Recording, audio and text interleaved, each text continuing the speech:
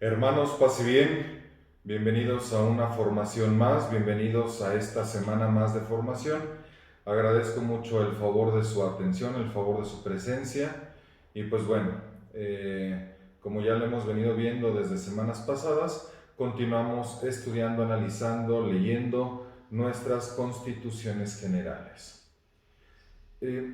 Antes de comenzar y con el saludo, con el abrazo fraterno para todos ustedes, también quiero recordarles o quiero anunciarles, según lo ha anunciado el hermano Víctor, nuestro coordinador de la formación, a partir del día 7 de noviembre estaremos comenzando con nuevos grupos de formación y por tanto también ustedes comenzarán una nueva etapa de formación. Por tanto, es importante que entre este sábado y el próximo, que sería el primer fin de semana de noviembre, nosotros terminemos de estudiar o veamos lo más que se pueda de constituciones generales. Sabiendo que ustedes están leyendo y ustedes están analizando y estudiando sus constituciones generales desde su casa. Porque a partir del día 7 de noviembre, ustedes comenzarán una nueva etapa de formación con nuevos cursos, nuevos estudios. Por tanto, es importante que ya hayamos terminado esto. ¿De acuerdo? Bueno, para no hacer más largo el video y para que podamos abarcar y avanzar lo más que se pueda, voy a entrar en materia si así lo permite. Y otra vez agradezco el favor de su atención y que sigan tomando esta formación importantísima para todos nosotros como franciscanos seglares. Bueno, terminamos de ver el capítulo número 2, ya vimos el 1 y el 2. Vamos a comenzar con el capítulo número 3. El capítulo número 3, como ya lo había anunciado ustedes y como ustedes ya lo habían visto, es el capítulo más extenso. 8 títulos, es decir, es mucha información. No me voy a detener artículo por artículo porque ustedes ya lo están leyendo, ustedes ya están avanzando al respecto y ustedes sí van a ir leyendo artículo por artículo. Sin embargo, me voy a detener en algunos cuantos y vamos a hacer un repaso general. Por lo pronto, el día de hoy vamos a ver los 3 primeros títulos. Orientaciones generales, ingresos en la orden y la formación y la fraternidad en sus diversos niveles. Esto es lo que vamos a ver el día de hoy. Y la próxima semana, con el favor de Dios, estaremos viendo los otros 5 títulos, pero bueno, de manera muy general. ¿De acuerdo? El capítulo número 3 de nuestras constituciones generales, al igual que de la regla, de la Santa Regla, se llama vida en fraternidad. La vida en fraternidad. Y esta vida en fraternidad, como ya lo hemos expresado y como ya lo vimos cuando hablamos sobre la regla, la vida en fraternidad se refiere a toda la fraternidad, ¿no? Ya no a mi persona como franciscano seglar, a tu persona como franciscano seglar, sino al conjunto de hermanos franciscanos seglares que conforman la orden y la vida de esta fraternidad, de esta unión de hermanos, ¿se acuerdan? La unión orgánica, ¿se acuerdan? Entonces, vamos a hablar de esto que es la vida de la fraternidad. Tanto de las fraternidades, así como célula, como grupo, su organización. También vamos a hablar sobre la vida en fraternidad, es decir, sobre este sentirnos hermanos. Pero recordando que la situación de cada uno, de mi ser franciscano seglar y mi fraternidad hacia los demás, es en los primeros 2 capítulos, especialmente en el segundo. Bueno. Hecha la aclaración, vamos a entrar. Primer título, orientaciones generales. Orientaciones generales al respecto de toda la vida en fraternidad. Y aquí, por supuesto, me voy a detener un poco. Artículo 28, numeral 1, primer párrafo. La fraternidad de la OFS tiene su origen en la inspiración de San Francisco de Asís, a quien el Altísimo le reveló la esencia evangélica de la vida en comunión fraterna. Es decir, y ustedes ya lo analizaron, la OFS tiene su origen en la inspiración de San Francisco de Asís, a quien Cristo mismo se la reveló. ¿Sí? La vida evangélica que Cristo, que nuestro Señor le reveló a San Francisco, esa inspiración de San Francisco de Asís es el origen de la orden franciscana seglar. El origen está en nuestro fundador, no hay otro. Nuestro fundador es San Francisco de Asís y su inspiración es la que lleva a fundar la Tercera Orden de San Francisco, actualmente la Orden Franciscana Seglar. Quien promueva otra cosa está fuera de la Orden Franciscana Seglar. Todo está en el origen, en la inspiración que Dios mismo le dio a nuestro seráfico Padre San Francisco de Asís. Las constituciones empiezan con esto porque es importante que lo tengamos muy claro, con San Francisco de Asís, en ese ejemplo que nos da para seguir a Cristo, para vivir el Evangelio. Muy bien. Pues como vamos a hablar de la vida de la fraternidad, es importante que sepamos que toda la orden franciscana seglar, se organiza y se divide, por supuesto, en fraternidades. Y las constituciones, en el también artículo 28, párrafo número 3, el numeral 3, nos explica: los hermanos se unen ya sea en fraternidades locales, erigidas en una iglesia o en una casa religiosa, y ya sea en fraternidades personales, constituidas por motivaciones concretas, válidas y reconocidas en el decreto de elección. Ya vimos un poquito de esto cuando hablamos en la regla, ¿se acuerdan? Ya lo hablamos un poquito en la regla. Pero sí es importante que recordemos y que lo sepamos. Y no quiero que se me confundan. Toda la orden se divide en fraternidades. Y estas fraternidades solamente pueden ser de dos tipos. De dos tipos, únicamente. Que son las que se erigen canónicamente. Ya hablamos sobre la erección canónica cuando hablamos de la regla. Pero solamente existen dos tipos de fraternidades en las que todo hermano tiene que pertenecer.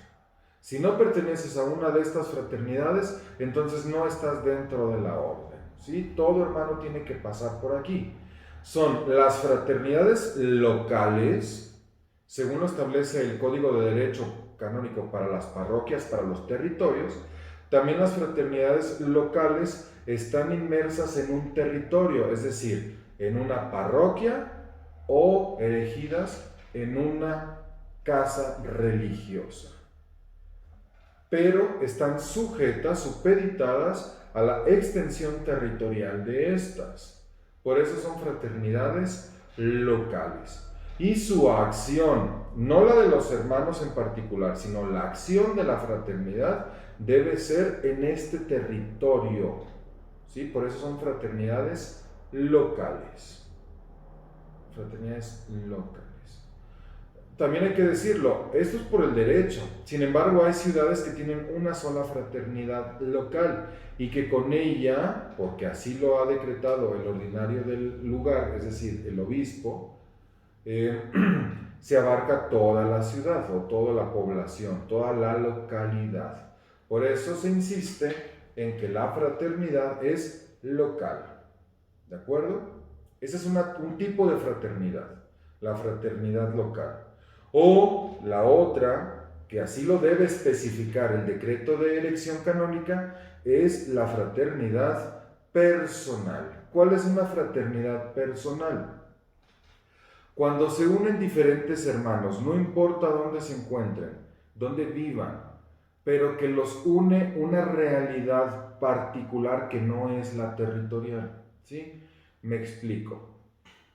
Si en la ciudad de Guadalajara o en Zapopan, bueno, en la zona conurbada de Guadalajara donde nos encontramos, existieran diferentes sacerdotes seculares o diáconos que son franciscanos seglares, porque ya lo saben que se puede, y si no, más adelante las constituciones van a ser mucho más específicas y claras.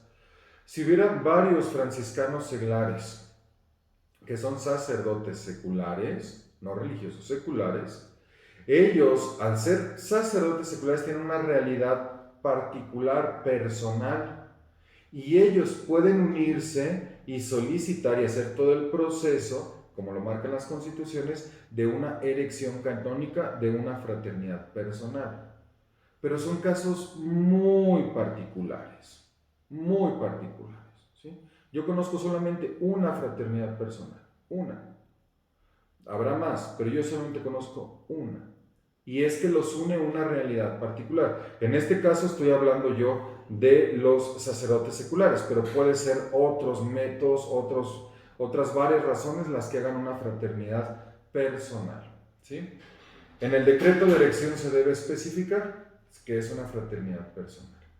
Pero también existen entonces las fraternidades locales y que son las mucho más comunes y que nuestra fraternidad local de San Roque es eso, una fraternidad local. Bueno, eso nada más. Solamente pueden existir esas dos fraternidades y todos tenemos que pertenecer a una de esas dos. No hay de otra. Muy bien. Aclarado entonces, continuamos. Artículo 29. Las fraternidades locales se agrupan en fraternidades de diversos niveles, ¿sí? Las fraternidades locales, no las personales. Las fraternidades locales se agrupan en diferentes niveles. Aunque le llamamos fraternidad local, regional, nacional e internacional, la verdad es que no, la regional, nacional e internacional no son erigidas canónicamente. ¿Por qué? Porque son niveles de la fraternidad donde se agrupan las fraternidades locales. Entonces, aunque les llamamos fraternidades, no significa, porque son la unidad de otras fraternidades locales, no significa que sean otros tipos de fraternidades, sino niveles de fraternidades. Una cosa es el tipo de fraternidad local o personal y otra cosa son los niveles de las fraternidades locales, solamente de las locales, que es fraternidad local, fraternidad regional, fraternidad nacional y fraternidad internacional. Son los diferentes niveles en los que se agrupan las fraternidades locales. Si se fijan, es un asunto territorial. Según criterios eclesiales, territoriales o de otra naturaleza. Esos son los criterios para formar estos niveles de la fraternidad, ¿sí? Y se coordinan y unen entre sí conforme a la regla y las constituciones. Esta es una exigencia de la comunión entre las fraternidades, la ordenada colaboración entre ellas y la unidad de la OFS. Es un requisito indispensable que todas las fraternidades locales estemos unidas y coordinadas entre estos niveles. ¿Por qué? Porque entre estos niveles se unen y se coordinan con la regla y las constituciones. Se mantienen unidas las fraternidades locales a la regla y las constituciones, que es el espíritu de nuestra fraternidad, de nuestra orden. Y de esta manera se mantiene la unidad, ¿sí? Se mantiene la unidad, la colaboración y la unidad, la única orden franciscana seglar. Quien no esté inmerso en esto, en estos niveles y en este tipo de fraternidades, bajo la regla y las constituciones como lo marca la legislación vigente, no es parte de la orden franciscana seglar. Aunque se quieran llamar así o pongan un escapulario y una cuerda, no son parte de la orden, de la única orden franciscana seglar. Muy bien. Artículo 30. Los hermanos son, el párrafo 1 y párrafo 2. Los hermanos son corresponsables. Es una palabra y un término que ya hemos utilizado durante muchas ocasiones, ya se las he explicado, pero las constituciones la retoman y quiero yo también retomarla. Los hermanos son corresponsables de la vida de la fraternidad a la que pertenecen y de la OFS como unión orgánica de todas las fraternidades extendidas por el mundo. Cada hermano es corresponsable uno con otro de la vida de la fraternidad. Todos somos responsables unos con otros, somos corresponsables, compartimos la responsabilidad de la vida de nuestra fraternidad a la que pertenecemos. ¿Sí? No es solamente responsabilidad del ministro, no es solamente responsabilidad del asistente, no es solamente responsabilidad del consejo o de las hermanas veteranas o se me fue la palabra, decanas de la fraternidad, ¿no? No, esto es cada uno de nosotros, los hermanos que pertenecemos a ella, somos corresponsables y a la vez somos corresponsables no solo de nuestra fraternidad local. Cuando cuidamos a nuestra fraternidad local y nos hacemos responsables de ella, también somos corresponsables de la unidad de toda la orden, ¿sí? De toda la orden. El sentido de corresponsabilidad de los miembros exige la presencia personal. exige la presencia personal, el testimonio, la oración, la colaboración activa según las posibilidades de cada uno y los eventuales compromisos para la animación de la fraternidad. Hermanos, esto es muy importante. Sí, decimos que somos corresponsables, pero ¿cómo? Muy bien, las constituciones son claras. Es importantísimo que en esta corresponsabilidad se le exige a los miembros su presencia personal. El hermano que no asiste a su fraternidad no mantiene una presencia personal, ¿sí? Porque luego hay hermanos, yo ya profesé y yo ya no vuelvo, entonces no eres corresponsable, no estás cumpliendo con lo que te piden las constituciones, la legislación, lo que tú prometiste vivir bajo la regla. La presencia personal también exige el testimonio de vida, por supuesto, ¿sí? El ejemplo, la vida ejemplar, nuestro testimonio de vida como santos franciscanos seglares. Nuestra oración, ya lo vimos en el artículo número, ya saben, de la regla, el 8 pues, de la regla, es importantísima. La vida de la oración nos la exige nuestra corresponsabilidad, la oración por todos nosotros, por nuestras fraternidades, por nuestros hermanos. La colaboración activa, sí, la colaboración activa, según nuestras posibilidades, nos lo marcan las constituciones, pero debe ser una colaboración activa. Y también nos lo dice, y los eventuales compromisos para la animación de la fraternidad. Es decir, también nuestra corresponsabilidad nos exige nuestra disponibilidad para los eventuales compromisos de la animación, es decir, para tomar oficios dentro de la animación de la fraternidad. Llámese un consejero, es decir, un ministro, un consejero, un miembro del consejo. Llámese que pueda ser usted un oficio de ministro, de viceministro, de secretario, de ecónomo, de lo que sea, o de maestro de formación, o de bibliotecario, o de lo que le llamen. También es parte de nuestra corresponsabilidad, que según nuestras posibilidades también participemos, y lo va a decir más adelante las constituciones, con un buen ánimo, en el sentido de corresponsabilidad, en la animación, que es eventual, no se perpetúa, es eventual solamente, y después nos sustituye otro hermano. Ya me alargué, eso es parte de la corresponsabilidad y es importantísimo. Artículo 30 nos va a hablar de la corresponsabilidad de los hermanos, la corresponsabilidad que tenemos cada uno de nosotros. Después, en las constituciones van a hablar sobre el consejo, el ministro, cómo todas las fraternidades están animadas y guiadas por un consejo y un ministro. Ahí nos lo va a explicar. Después nos va a hablar sobre los sacerdotes seculares que pueden pertenecer a la orden, solo los seculares, no los religiosos, y también cómo los votos privados, los votos particulares, además de nuestras promesas evangélicas, pueden ser también muy importantes y de mucha ayuda para nuestras fraternidades. Bueno, dejo de lado el título número 1, continúo con el título número 2, que es el ingreso a la orden y la formación. Este título número 2 del capítulo número 3 nos va a hablar cómo se recibe a los hermanos y cómo deben los hermanos solicitar su ingreso y cuáles son las etapas de formación dentro de este proceso y cómo, una vez siendo admitido y profeso de la fraternidad, cómo se debe vivir la formación. Todo lo que tenga que ver con ingreso y formación de los hermanos dentro de la fraternidad va a estar contenido en este título número 2 de las Constituciones Generales en su capítulo número 3. ¿De acuerdo? Me detengo en el artículo 37, numeral 2, párrafo 2. Desde el ingreso en la fraternidad se inicia el camino de formación. Desde que el hermano llega a nuestras fraternidades y solicita querer participar, se inicia el camino de formación, que debe de desarrollarse ¿cuánto tiempo? Pues durante toda la vida del hermano, desde que llega hasta que el Señor lo recoge. El hermano debe mantener este camino de formación dentro de la fraternidad. Pero se tiene que tener muy presente, teniendo presente que el Espíritu Santo es el principal agente de la formación.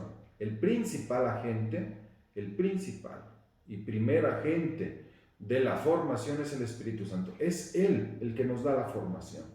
Sí, porque la formación no se entienda solo las clases, sino este moldear la vida, la conducta, esta conversión del hermano, en el cual por supuesto está incluida la clase, ¿no? Los estudios, pero que también van incluida la disciplina, ¿sí? La disciplina espiritual, la disciplina del hermano, todo esto que va formando la conciencia, la conducta. Es una formación integral, un moldear al hermano, ¿sí? Muy bien. El Espíritu Santo es el principal agente de la formación, pero siempre debemos estar atentos a colaborar con él los responsables de la formación, que son el propio candidato, es en primer lugar el propio candidato, el propio hermano que quiere ingresar y el propio hermano que se está formando es el principal responsable de colaborar con el principal agente, que es el Espíritu Santo. Después entonces del candidato también tenemos la fraternidad entera que debe ayudarle al hermano, el consejo de la fraternidad con su ministro, el maestro de formación y el asistente espiritual. Pero hablando de la responsabilidad propia, mi responsabilidad de mi formación, el párrafo número 3. Los hermanos son responsables de su formación para acrecentar cada vez más la vocación recibida del Señor. La fraternidad está llamada a ayudar a los hermanos en este camino con la acogida, la oración y el ejemplo.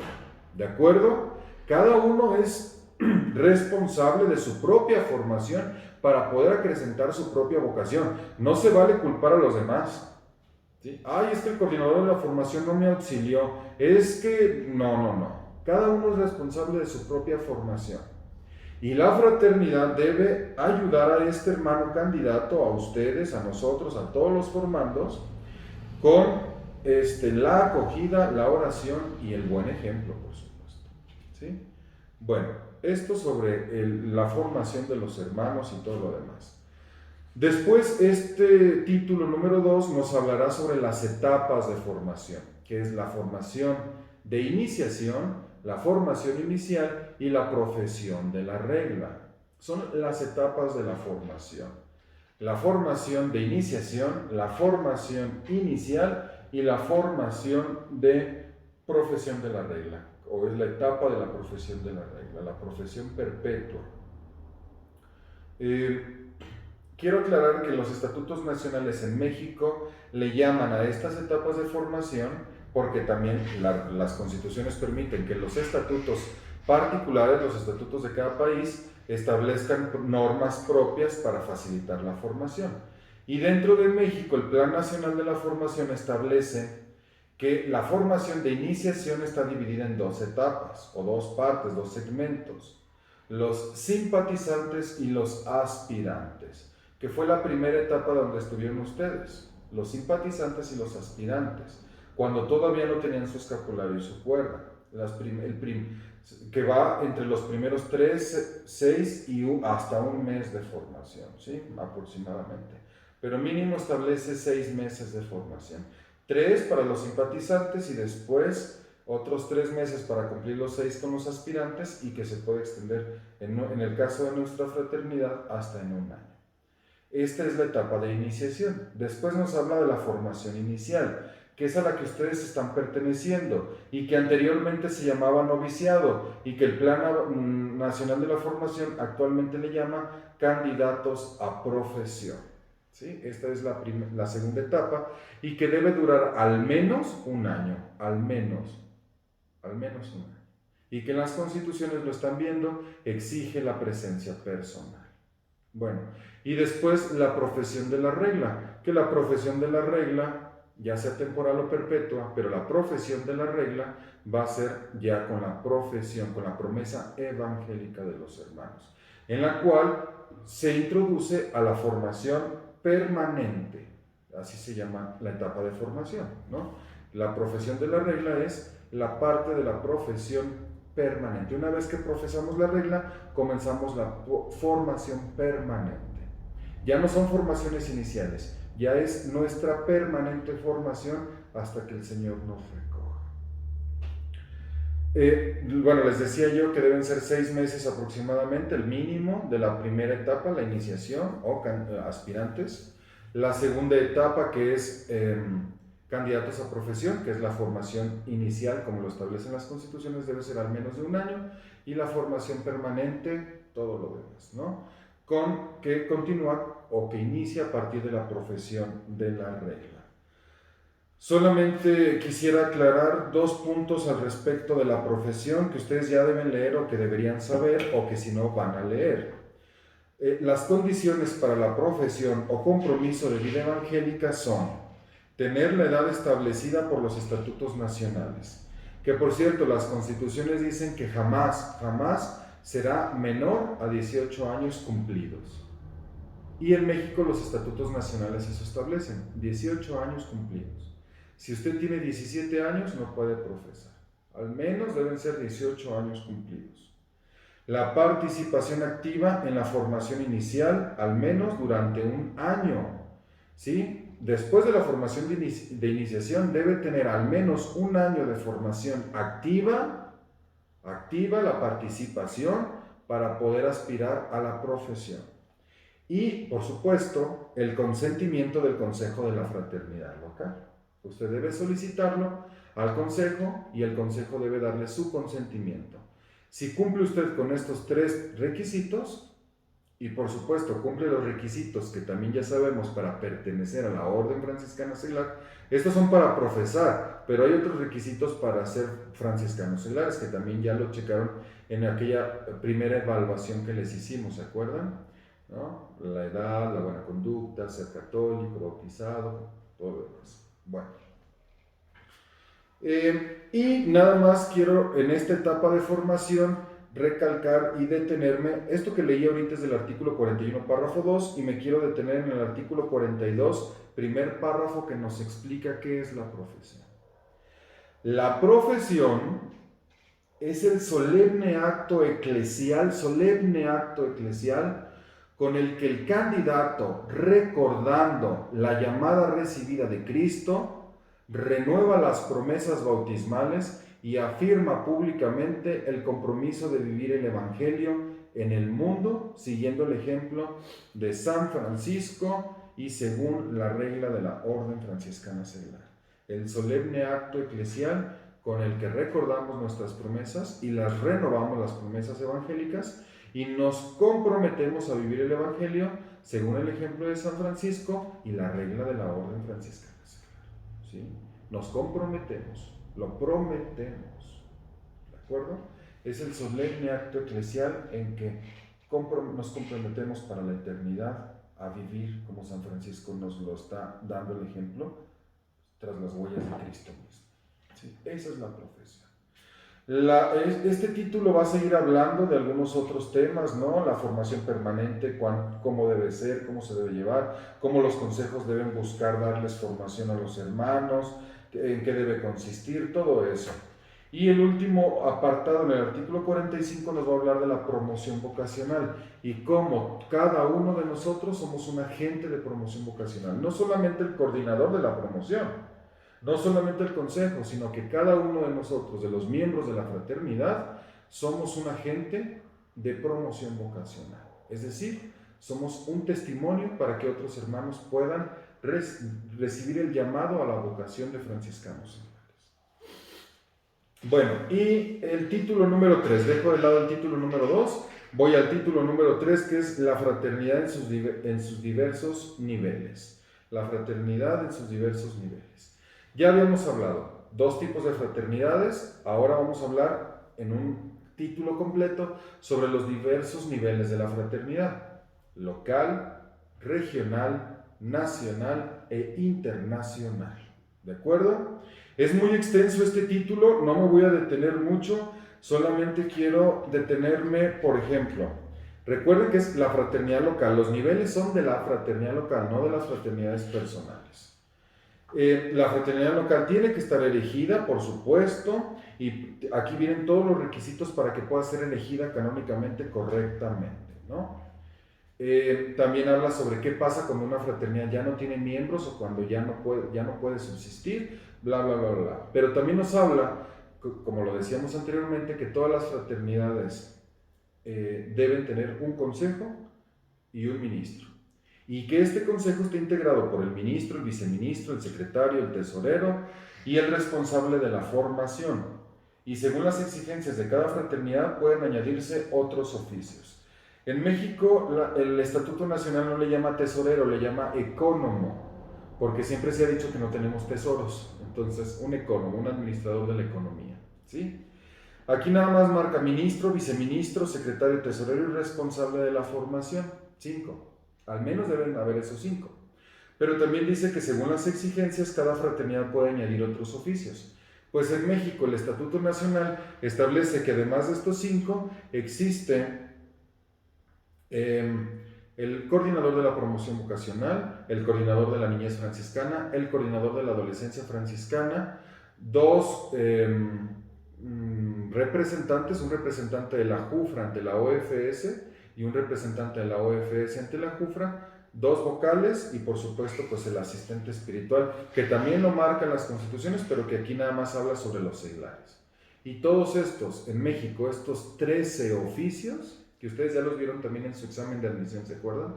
Estos 13 oficios son los que forman el consejo de la fraternidad local o el consejo de una fraternidad y tienen diversas funciones que las constituciones van a aclarar a partir del artículo número 50. Corresponde al consejo de la fraternidad local y va estableciendo cuáles son sus funciones. Después, los oficios de la fraternidad y nos va a ir desglosando cuáles son las funciones del ministro, cuáles del viceministro, cuáles del secretario, del coordinador de la formación, del ecónomo, ¿sí? Aquí nos va a ir desglosando cada uno de los oficios y cuáles son sus responsabilidades. Primero las del consejo completo y después las de cada oficio. Por si no sabían, nuestra fraternidad local tiene un consejo con su ministro, su viceministra, su coordinador de la formación, secretario, bla, bla, bla, bla, bla, y cumplimos o intentamos cumplir lo mejor posible las funciones que se nos establecen tanto en las constituciones como en el Estatuto de la Fraternidad Nacional y nuestro estatuto particular, nuestro estatuto local. Bueno, ya terminando el título número 3, o a la mitad más o menos, habla a partir del artículo 53 en un apartado que se llama participación de la vida de la fraternidad. Y dice el párrafo 1, la fraternidad debe ofrecer a sus miembros ocasiones de encuentro y de colaboración a través de reuniones que se han de tener con la mayor frecuencia que permitan las situaciones ambientales y con la participación de todos. La fraternidad debe proveer a los hermanos, así como la exigencia es la presencia personal, la fraternidad debe proveer a los hermanos ocasiones periódicas, ¿sí?, para poder reunirse, para poder tener estas reuniones con la mayor frecuencia que se permita, que lo permitan las situaciones ambientales y con la participación de todos. Es por eso, hermanos, que en estas situaciones en las que nos encontramos no podemos tener participación presencial, pero por eso se implementan este otro tipo de participaciones, ¿no? Pero sí, la fraternidad debe darlos con la mayor periodicidad, con la mayor frecuencia que lo permitan las situaciones ambientales y donde se pueda tener la participación de todos, no solamente de 3 o de 4, sino de todos. Esa es una responsabilidad de la fraternidad. Bueno, no me quiero meter mucho en lo que sigue los siguientes apartados, pero sí quiero que ustedes los lean bien y los comprendan. Lo que son los procedimientos temporales, los procedimientos definitivos, los traslados y lo que es la fraternidad regional, nacional e internacional, ¿sí? Traslados, cuando un hermano se quiere ir de una fraternidad a otra por circunstancias válidas, ahorita lo leemos. Después, los procedimientos temporales, ¿qué pasa con hermanos con mala conducta o con situaciones complicadas? O hermanos que por situaciones personales muy particulares se les dificulta el participar de la fraternidad. Bueno, hay formas de pedir permisos y suspender ciertas responsabilidades. Y también hay procesos definitivos. ¿Qué es un proceso definitivo? Pues la expulsión de un hermano de la fraternidad. No con esto se le quita su promesa evangélica de vivir, ¿no?, con Cristo, pero sí se le exime de toda, se le expulsa, se me fue la palabra, se le exime de toda responsabilidad con una fraternidad. Y si no pertenece a una fraternidad, ya sea local o personal, pues entonces el hermano no tiene ninguna responsabilidad hacia la orden, pero sí hacia Dios, que eso ya es otra cosa, ¿no? Pero sí, un hermano puede renunciar a pertenecer a las fraternidades locales o puede ser expulsado. Y hay diferentes causas y hay todo un proceso para ello. Para que no digan que después digan, es que yo no sabía, es parte de... Pero por supuesto, hermanos, se recibe a los hermanos y los hermanos emitimos una profesión igual que en el matrimonio, nunca pensando en que va a ser por un tiempo nada más, sino que es para la eternidad. Bueno, y después nos va a hablar sobre el nivel regional, que también tiene un consejo, un ministro, sus funciones, su organización, lo mismo el nacional y lo mismo el internacional con el CIOFS, ¿no?, el Consejo Internacional de la Orden Franciscana Seglar. Solamente me quiero detener en el artículo 55, que es el apartado que se llama traslados. Y esto quiero que nos quede muy claro y quiero que lo lean muy bien, pero quiero explicarlo también y leérselos. Porque muchos hermanos luego no comprenden este asunto de los traslados. Si un hermano por cualquier causa razonable, no berrinchitos, razonable, desea pasar a otra fraternidad local, previa información al consejo de la fraternidad a la que pertenece, presente una petición razonada al ministro de la fraternidad a la cual desea ser agregado. El consejo de esta fraternidad decide, después de haber obtenido por escrito de la fraternidad de procedencia los informes necesarios. Hermano, me voy a ir a vivir a Aguascalientes. Me voy a ir a vivir a Aguascalientes. Por supuesto, hermano, que esa es una causa muy razonable. Usted ya no va a vivir en Zapopan, se va a vivir a Aguascalientes. ¿Qué debe hacer usted? Muy bien. Informarle al consejo de mi fraternidad, a mi ministro, decirle, a ver, hermano, me quiero retirar o me voy a tener que retirar. Pues ya es una causa razonable. Muy bien, hermano. Cuando llegue usted a Aguascalientes, diríjase a la fraternidad, no sé, a la Purísima de San Diego, habla allá con el consejo, con la ministra de la fraternidad, con el ministro creo que es, con el ministro de la fraternidad y le expresa que usted es franciscano seglar y que quiere pertenecer a esta fraternidad, que se quiere trasladar de Zapopan hacia Aguascalientes. Y entonces el hermano de allá, el ministro, el consejo de aquella fraternidad, va a pedirle a usted, o me va a hablar directamente a mí, o le va a hablar a la fraternidad local de San Roque, no a mí, ¿verdad?, a la fraternidad de San Roque, y va a solicitar los informes de su vida como franciscano seglar y que sea cierto todo. Y entonces el consejo de la fraternidad de San Roque va a hacer una carta de traslado donde informa que usted sí pertenece a la fraternidad, que fue admitido tal día, que profesó tal día, que según nuestros registros, en tal libro, en tal folio, en tal foja, usted tiene un acta de profesión y que usted ha sido buen hermano o mal hermano, que usted ha fallado o que usted no ha fallado, que usted sí participa o que usted no participa y que lo recomiendan o que no lo recomiendan para ser agregado allá. Se envía y si el otro hermano, el otro consejo accede, después de analizar su situación, accede a recibirlo, entonces usted deja de pertenecer a la fraternidad local de San Roque y ahora pertenecerá a la fraternidad de Purísima de San Diego en Aguascalientes. ¿Sí? A lo mejor suena muy engorroso, pero en la práctica es muy sencillo. Usted habla con su fraternidad local, le dice, me quiero ir o necesito ir, entonces le damos una cartita de traslado, porque muchas veces no saben a dónde van.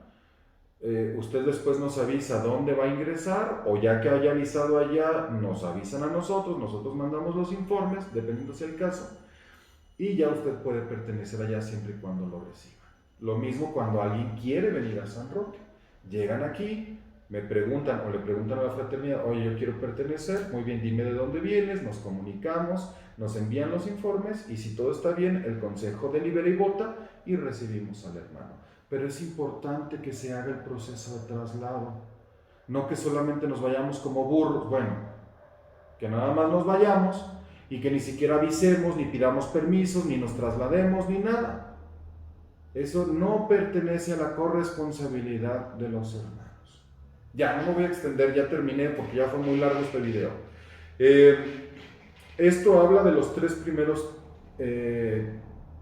títulos del tercer capítulo, que es la vida en fraternidad. Título 1, orientaciones generales. Título 2, ingreso en la orden franciscana seglar y la formación. Y título 3, la fraternidad en sus diversos niveles. Léanlo, porque yo solamente estoy resumiendo y tomando lo que me parece que es lo más importante, o no más importante, lo que ustedes tienen que comprender mejor. Pero sí es importante que lo lean todo y que conozcan. Hay muchísima información que yo no les puedo expresar ahorita, pero que ustedes pueden leer. Y si tienen dudas, tienen mi número de teléfono, y si no, pregúntenlo, y si no, investiguenlo.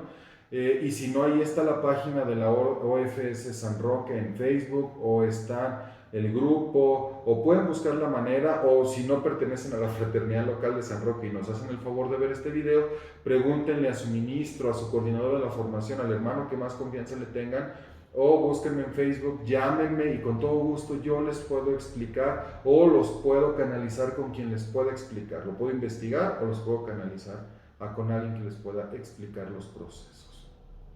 Pero léanlo por favor, es importante, no se me vayan a quedar, ya lo dijo el hermano, ya con eso. No, léanlo por favor, es importante. Esto es lo que ustedes están prometiendo o van a prometer el día de su profesión y no pueden prometer algo que no conocen, sería una irresponsabilidad, ¿sí? Bueno, la siguiente sesión, con el favor de Dios, veríamos los últimos 5 títulos de este capítulo y con eso terminaríamos las constituciones, pero es importante que ustedes lo hayan leído antes porque si no voy a estar hablando lo tonto y ustedes no van a comprenderme muy bien.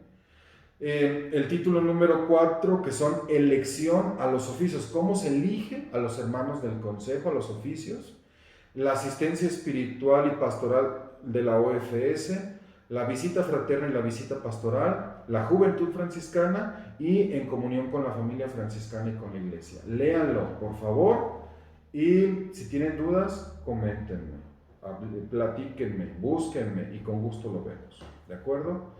Ya no quiero hacer más largo este video, les mando un abrazo fraterno a todos, cuídense mucho por caridad y por supuesto nos encomendamos a nuestra Madre del Cielo y a San Roque, que es el abogado contra las pestes y protector de nuestra fraternidad. Bajo tu amparo nos acogemos, Santa Madre de Dios, no desprecies las súplicas que te dirigimos en nuestras necesidades. Antes bien, líbranos de todos los peligros, oh Virgen gloriosa y bendita. Ruega por nosotros, Santa Madre de Dios. Amén. San Roque de Montpellier, ruega por nosotros. En el nombre del Padre, del Hijo y del Espíritu Santo. Amén. Otra vez, les mando un fuerte abrazo, hermanos. Paz y bien.